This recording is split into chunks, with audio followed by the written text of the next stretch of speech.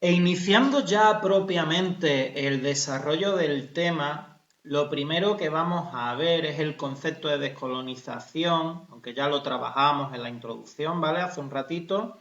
Y también vamos a ver las causas principales que están detrás de esa descolonización. Sobre estas causas, deciros que ya os introducía como una causa principal el debilitamiento de los países europeos tras la Segunda Guerra Mundial, situación que van a aprovechar los países antiguamente colonizados para independizarse. Pero junto a esta causa principal vamos a tener otra serie de causas secundarias. Aquí las vamos a estudiar todas. Nos dice Gabriel en los apuntes sobre el concepto de descolonización. Se denomina descolonización al proceso por el que las colonias de los imperios europeos lograron su independencia. Como decía, es el proceso contrario de colonización, como es lógico, ¿no? Un proceso imperialista o colonial se van consiguiendo colonias. Un imperio va consiguiendo colonias, es decir, territorios dominados. Por tanto, en la descolonización es el proceso contrario, es decir, en el que esas colonias se van independizando.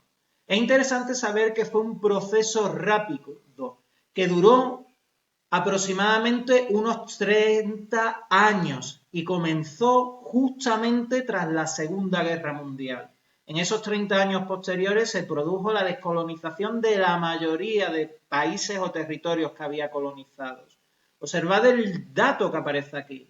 Dice, en 1945, es decir, justo al terminarse la Segunda Guerra Mundial, había 850 millones de personas, 850 millones de personas de aquella época, que no había tanta gente como ahora. Y estaban estos 850 millones de personas viviendo en colonias. O sea, había una gran cantidad de personas en todo el mundo que vivían en las denominadas colonias. Pero fijaos, hoy día apenas en colonias nos encontramos, perdón, nos encontramos 3 millones de personas. O sea, hemos pasado de 850 a 3 millones y con los números de hoy día, que como decía hoy día, somos muchísima más población. Esto significa que prácticamente desde la Segunda Guerra Mundial hasta ahora, casi todas las colonias, prácticamente el 99% de lo que era colonia, ya ha desaparecido. Observad este otro dato que aparece aquí. Nos dice, en 1945, el mismo año, es decir, al terminarse la Segunda Guerra Mundial, había 45 Estados miembros en la ONU, en la Organización de Naciones Unidas, solamente 45. Pero en el año 1980 ya vamos a tener 154 estados y hoy ya son 192. ¿Por qué se suman tantos estados en tan poco tiempo? Porque en la época colonial estos estados muchas veces no eran realmente ni estados, eran simplemente territorios controlados por un imperio. Es decir, no se trataba a las colonias de auténticos países en la mayoría de los casos. Pero en el momento en que se independizan, crean su propio país, que son los nombres que podemos ver aquí en la mayoría, ¿vale?, de situaciones que nos encontramos en este mapa. Dicho de otro modo, que en el proceso de descolonización lo que vamos a tener es la creación de una gran cantidad de países en Asia, pero sobre todo en África, que este territorio es donde mayormente, decía, se produce dicho proceso de descolonización. Sobre las causas de la descolonización vamos a estudiar, creo que son 5, lo miro aquí en papel, no, son 6 causas las que aparecen aquí en los apuntes. La primera, que es la que yo adelantaba y que es la principal de todas, es el impacto de la Segunda Guerra Mundial.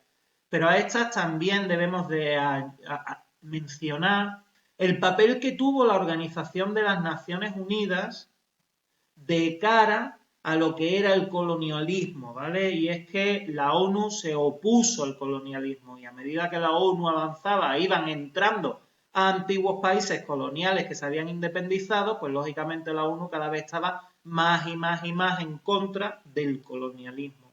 Todo esto lo desarrollamos, ¿vale? Luego. Como tercer aspecto tenemos la llamada toma de conciencia, es decir, donde las distintas colonias toman conciencia de su carácter nacionalista, de su capacidad independentista y de pensar, y en algunos casos sería un error, de pensar que sin el imperio iban a estar sin duda alguna mejor. Pero luego tenemos otras causas, un poquito menos relevantes, pero que también están ahí. El papel que juega la Iglesia Católica, que va a defender la descolonización. El papel que va a jugar el marxismo, es decir, la Unión Soviética, que va a estar apoyando a la descolonización porque es una forma de debilitar a la Europa del bloque occidental. Porque si el marxismo se pone a apoyar en su proceso de descolonización a las antiguas colonias británicas y francesas, pues lógicamente el imperio británico y el imperio francés, o dicho de otro modo, Reino Unido y Francia, van a ir perdiendo influencia y recursos en el mundo. Entonces, la descolonización la utilizó mucho la Unión Soviética dentro de la Guerra Fría. Por eso, cuando vimos el tema de la Guerra Fría, fue necesario hablar un poquito de la descolonización. Y luego también tendríamos como otro factor de dicha descolonización la acción de las superpotencias, también en torno a la Guerra Fría, y es que apoyaban movimientos independentistas que afectaban a los intereses de su contrincante. Bueno, vamos a ir desarrollando esto un poco, ¿vale? Más bien leer y comentar si es necesario. Primera causa o primera gran causa, el impacto de la Segunda Guerra Mundial. Tenemos que las luchas entre europeos demostraron que no eran invencibles. Lógicamente, en la Segunda Guerra Mundial hubo países ganadores y también países vencedores, ¿no? Además, las colonias habían aportado hombres y recursos a sus metrópolis en guerra. Imaginaos, por ejemplo, un territorio perdido de África que no tenía realmente nada que ver con la Segunda Guerra Mundial, pero que tenía que aportar hombres y tenía que aportar recursos para enfrentarse a la guerra. Claro, esto desarrolló lo que era el movimiento independentista de querer separarse de la colonia porque le traía, separarse de la metrópolis porque le traía problemas. Y luego, muy importante, la guerra dejó agotados a los países europeos para mantener sus imperios. Claro, si Francia, por ejemplo, por la Segunda Guerra Mundial quedó todo hecha polvo, pues no se iba a poner a defender sus intereses en las colonias, porque por lo que esos territorios tenían bastante facilidad para independizarse de Francia, ¿no? Aprovechando ese momento de debilidad tras la Segunda Gran Guerra.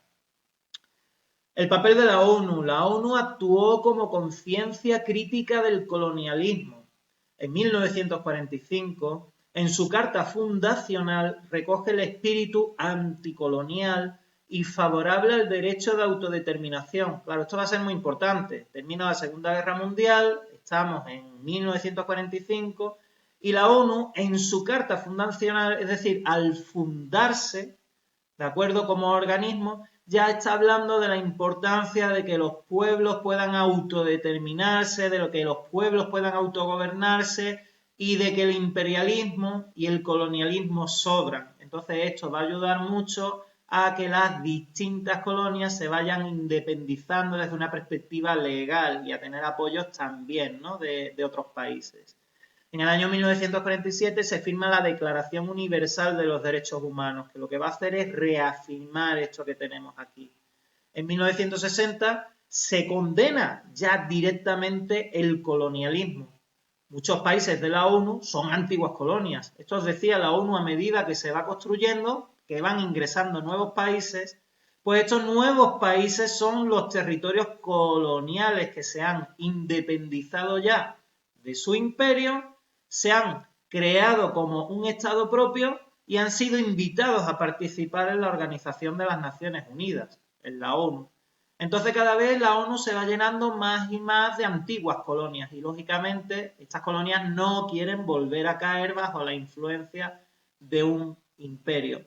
Aquí va a dar igual si al país le va mucho peor o a ese territorio le va mucho peor después de desaparecer la influencia del imperio que había ahí. Porque estamos viendo que detrás había un movimiento nacionalista e independentista independentista, donde va a defender más su libertad y su derecho de autodeterminación y su derecho de autogobierno que realmente su auténtico bienestar. Si bien también habrá que ver país por país, ya que a algunos el proceso de descolonización le va a venir muy bien y a otros, yo diría que la mayoría, pues no le fue bien, por desgracia.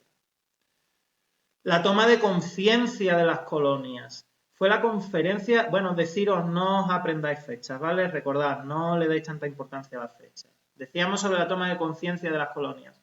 Fue la conferencia de Bandung en 1955 la que dio el impulso definitivo a los países colonizados. Como os decía, esto de aquí tiene poca importancia, podéis estudiarlo de cara al examen, yo ahora lo explico un poquito, pero realmente la idea que trasciende aquí es que a partir de esa conferencia, que viene a ser una reunión de estos países, ellos toman conciencia de que sus intereses son los mismos, sus intereses son independizarse de los imperios. Entonces esto también va a ayudar a ese proceso de descolonización, ¿no? Como indica aquí la conferencia de Bandung, fue un acelerador de la conciencia anticolonialista, es decir, de esa conciencia nacionalista, independentista, de querer quitarse de en medio del imperio y poder autodeterminarse como un nuevo Estado, como un nuevo país. Una acción conjunta de los países que estaban en proceso de descolonización contra la política de bloques, a esto se refiere contra la política del bloque occidental y el bloque oriental que vimos en la Guerra Fría, y a favor de que hubiese un movimiento de países no alienados, es decir, son países los que van a participar de esta conferencia, los que defienden que ellos ni quieren formar parte del bloque occidental o capitalista, ni quieren formar parte del bloque oriental o comunista, sino que pretenden ser países neutrales, países no alienados. Esto va a tener ventajas y va a tener inconvenientes. La ventaja es que los grandes imperios, sobre todo en este caso ya estamos hablando de Estados Unidos y la Unión Soviética, más o menos los van a ir dejando en paz. La parte negativa es que no van a recibir realmente apoyo de estos imperios. En todo caso, influencias en los que el imperio actúa por sus propios intereses, ¿no? No tanto para apoyar los intereses de lo que es el país que se está descolonizando.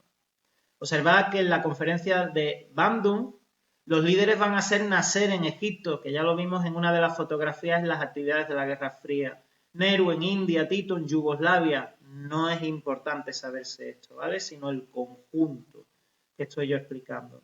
Se comprometen a, en esa conferencia, negarse a aceptar bases militares de otros países. Ni querían bases militares de Estados Unidos, ni querían bases militares de la Unión Soviética. Ayudar a los movimientos independentistas, se comprometen a ayudarse en sus propios movimientos independentistas. No entrar en ninguno de los dos bloques, claro, si estaban en contra de los bloques occidentales y oriental, pues claro, se estaban comprometiendo a no formar parte de ellos, a ser países no alienados. Y por último, iban a condenar el imperialismo, claro, son países, todo lo que tenemos aquí en proceso de descolonización, es decir, que están en contra del imperialismo, o lo que es lo mismo, en contra del colonialismo, pues está claro que desde una perspectiva formal iban a seguir transmitiendo ese estar en contra, en condenar el imperialismo, ¿vale? Seguimos, como decía, estos aspectos son más secundarios. 4. La Iglesia Católica. Su doctrina se muestra a favor de la libertad de los pueblos, en algunos de los cuales además la Iglesia tenía mucha influencia. Esto sobre todo se va a dar en África, es decir, la Iglesia va a defender la descolonización, esto es la autodeterminación de los pueblos. Luego ya el marxismo, lo explicamos, dijimos que el marxismo para debilitar a los imperios lo que va a hacer es apoyar los movimientos independentistas en las colonias. Va a apoyar las guerrillas africanas, va a apoyar las guerrillas asiáticas. Un ejemplo que vimos era en Vietnam, por ejemplo, ¿vale? Sobre todo si estas guerrillas se inspiraban en el comunismo.